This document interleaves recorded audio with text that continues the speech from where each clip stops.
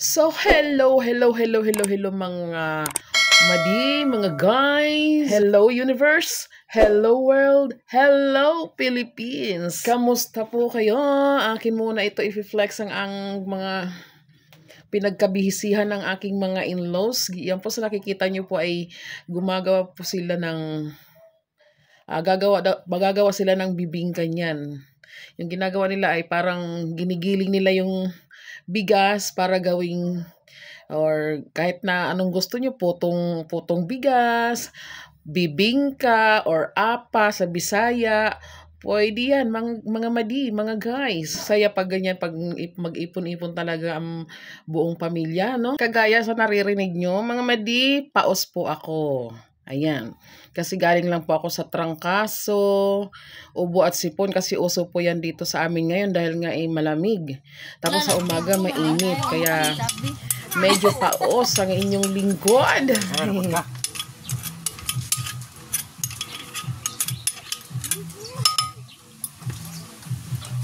Hi, Ate Lisel. Maligo tagdagat eh. Ayun lang niya ha. Tata ay. Nagaling-galing na. Shout out daw Malisel. Ayan, ganun lang. Maluto na yung bibingka namin. Makita mo. Wow. Vlog live. Kaingon ka nga.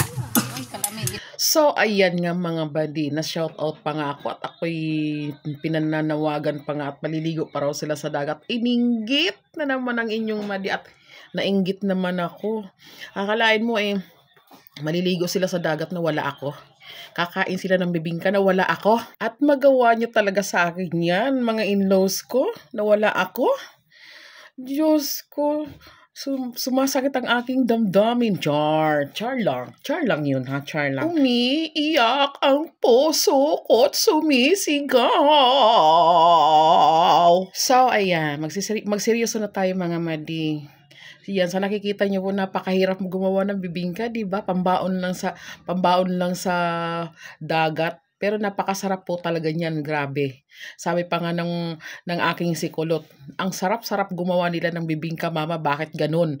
Ang sarap ng gawa nila ng bibingka kaysa binibili mo sa palengke, mama, sabi ng aking sikulot. Kasi nga naman sa nakikita nyo, Diyos ko po, sobrang dugo at pawis, pinaghihirapan talaga bago matapos ang bibingka, bago maluto at bago magiling lahat ng bigas na nakababad sa timba, di ba mga madi? Ang sarap talaga niyan pag tapos pag dito ang mahal-mahal ng bibingka dito sa Tagaytay, kamahal. 3 pirasong bibingka 30 pesos, hindi ka pa satisfied sa lasa. Guys, gagawa kami ng bingka. Ganito po ang proseso paggawa. Ginigiling namin yung bigas. Yan na. Sige, pwede lang ito ng kamay. Kauli lang ang yes. Tapos yun na po. Ay, tamaki. Pag lumalabas sa gilingan, yun na po siya. Ita-timelapse ko na lang po no, kasi sa sobrang haba po ng proseso ng paggawa ng bibingka. Magsisimula tayo sa pagbabad muna, magdamag sa bigas kasama ng gata.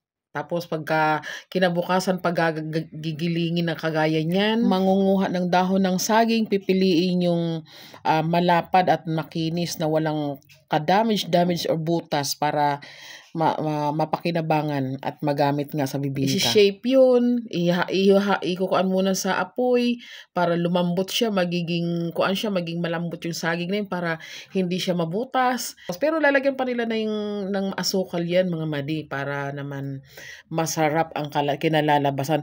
Pero meron yatang secret recipe ang aking Modra Bells dyan para lalong sumarap ang kanilang ginagawang bibingka na namana naman ang kanyang mga anak. Kaya kahit sino sa kanila ang gumawa ng bibingka, talagang masarap ang kinalalabasan. So, yummers! Chay ka jam-jam. Kagawin na MJ. Ayun guys, magluluto na kami ng bingka. Pati chinila sa tuon. O sandal. Ganyan po ang proseso. Magkakainit. Diba? Sabi ko nga, sa nakikita nyo, ayan, ilagay na nga po nila sa hornuhan. Oh, hinihintay na natin pati mga bata talagang tumitingin sila sa mga ginagawa ng kanilang mga modra para siguro paglaki nila, gagayahin nila. Role model nila ang kanilang mga modra bells para gayahin na kung paano magluto ng bibingka. So, iyan na nga po mga madi, sarap! Yan, luto na. Tanggalin na namin yan kasi luto na yan. Kain tayo.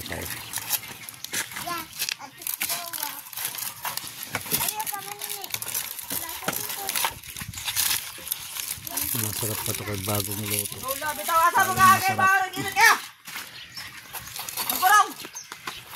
Sigig la o tinet. Ma. Kadugay. Sarap. Ha? Sarap. Sarap. Init. Kaya oh.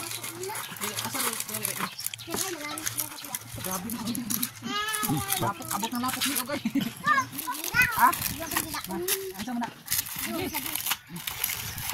Bebeng ka. Bakit wala? Agayam din ba?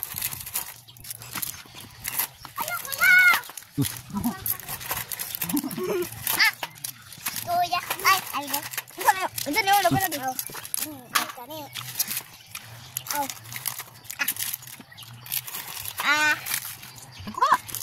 Hindi, kumakain na sila ng bibingka. Ay, oy, iro. Pati yung maso ko. Madukot kaya ko gani oh. Ito, ito. Jam, bati. Panita po. Jom, ko na lang jom. Pag dito win agwan ka sa labis aga, kainit ga. Oh, halaan panita po duro. Ito naman eh. Stop. Check. Ah, Panita po. wala nga oh. Dukot kaya ko panita din eh. Kaarte po ni mo da ay. Okay. Oh, panit na. Amay mo ha. Dukot try mo ha. Sus. Ikot la. Kit. Dukot try mo ha. Wait. Wait, who are wait? Dapat. At. Padaw ka na. Pero. Buhay nga rin, lalagyan na ulit. Ano mo to ba ito? Asudan ni sa minga kuning tata. Asupra na ningag ko antes pa iso ng gagmay. Kuya ka ba? Hindi ba diyo? Adyan! Oh, Adyan! Adyan! Jam, barang kay bungol jam. Ha? Ako pa. ang bilis na rin. Wala na yun. Magluto tayo ng malaki. Ang sabi ni oh. Putaw. Gamay lang tayo. Pero ha, sigula la. Hala, kaarte na mo. Halagay yung buslot. Stick. Grabe, arte na mo dyan mo eh. Mas arte na ako.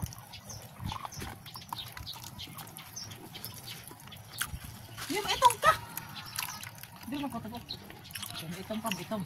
Napanta mama nimo pag ulit agboy, itong masiging gwen, di na mayuhan sa aming anak. Anak. Makaling na po dito sa igote? Kaya ay. Kuha na, nadili man. Dili na bakilid. Ini ito ba? May nagbundok ba? Ang sabi man dili oh. Ay, higit na. Atigan! Kasikan, sa lokal dito ay sa kong. Kaya mo na ako.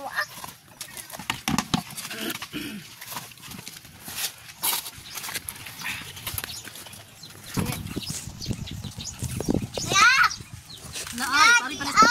Ito mo kita rin, no? Malagong na ay ko. Malagong krik ay para bingka.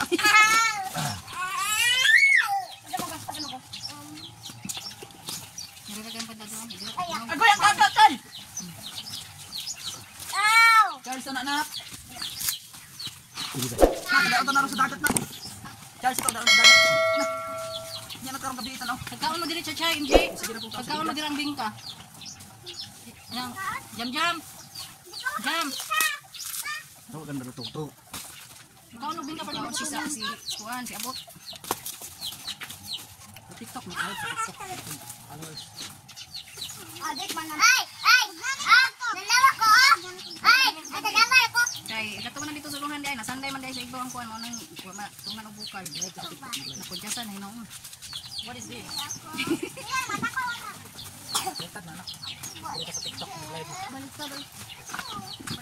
Max, dali. Ako hindi. Ay, dali ka dali ka. Ma. Ali. Balikan mama nene. Ma. Balikan. Unsa may baliktad? Ang kwarto. Oh, baliktad.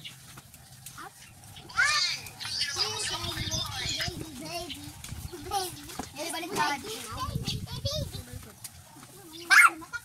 Ha? Nakala. Nanay mo. Ha? Duwa mi, amon duwa makaon.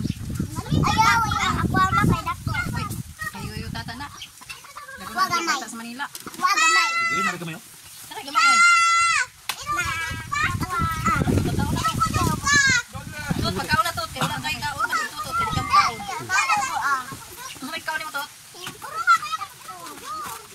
Kutot dahil kaday. Kana ay akong ka. Ano, palitan. Aw. Oh. Teka, nung nikuha adiri. Ala. Tamo na nga. Dipalit. Palitan pa rin ka noon. Sa pagkaon na, di palitan. Mana? Dita sam. Manilig niya ta diri kay mayo. Kuya. Kay magbato. Ano man daw? Mali.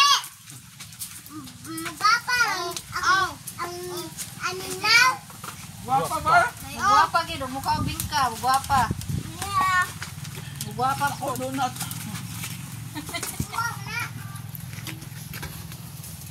So, ayan na nga po mga madi, ang Fambam. Sama-sama na silang pumunta ng tabing dagat para maligo. Magpapa-fresh ko mga madi.